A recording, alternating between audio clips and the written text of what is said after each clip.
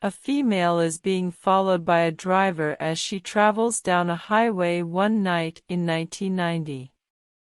The driver follows her as she stops at a petrol station.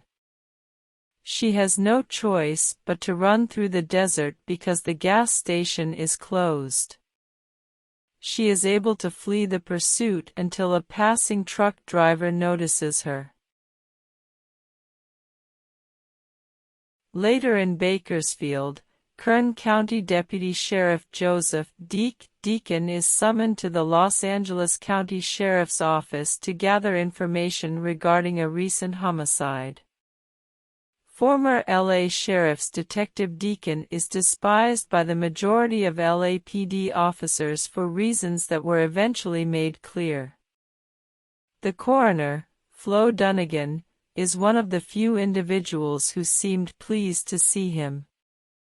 Deacon, who is still seen as a capable investigator, decides to accompany newly appointed lead detective Jimmy Baxter to the scene of the most recent murder in a long line of killings in Los Angeles.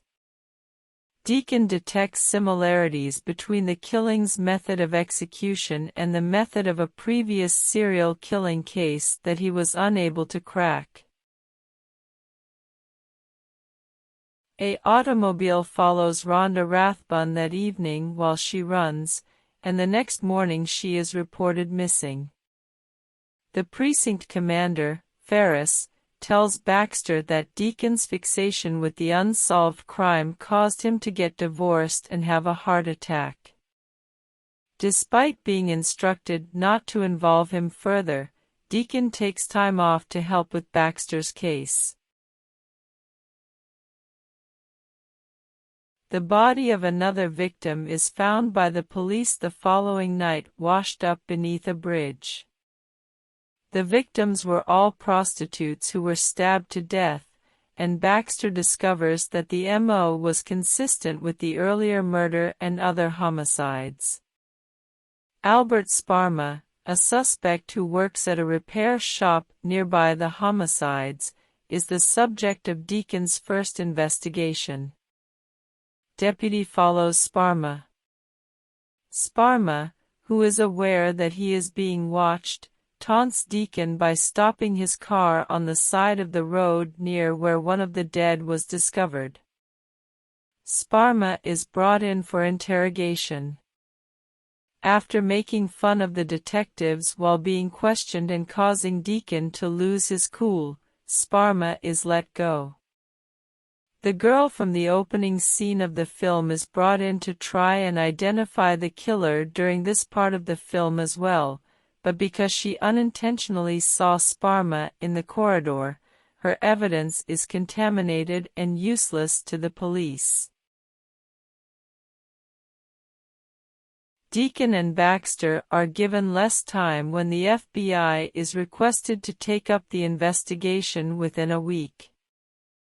Ferris tells Baxter that 8 years ago, Sparma confessed to a murder that was impossible for him to have done because he was 10 miles away at the time. He is also an untrustworthy suspect because he is preoccupied with crime. Deacon and Baxter enter Sparma's flat and search it unlawfully. As Deacon looks around the flat, he discovers a hiding place beneath the floorboards that has newspaper clippings related to the atrocities they believe Sparma is responsible for.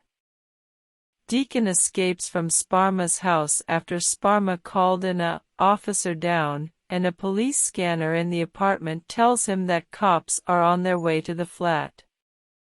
Deacon just manages to flee as the police approach. Baxter observes Sparma observing the break-in. The next night, following a fruitless search of Sparma's residence, the two investigators follow Sparma to a strip club. Sparma confronts Baxter by himself while Deacon goes to fetch coffee. Baxter demands to know where Rathbun is. Baxter hesitantly accepts Sparma's offer to drive him to the location where he allegedly hid Rathbun's body. Deacon notices them in Sparma's car and goes after him despite Sparma's best efforts to depart without him. Before confessing that he never killed anyone, Sparma forces Baxter to dig many holes in a secluded part of the desert. Baxter keeps looking but is dubious. Initially taunting him, Sparma is killed when Baxter cracks and swats him in the face with a shovel. In a flashback prior to Deacon's arrival, it is revealed that Ferris and Dunnigan, the coroner, assisted in covering up the fact that he accidentally shot one of the survivors of his last murder case. Baxter is given the order by Deacon to bury Sparma in the desert. Deacon spends the night gathering everything from Sparma's apartment, and the next morning when he arrives back in the desert, he discovers that Baxter has not yet buried Sparma and is still looking for the deceased.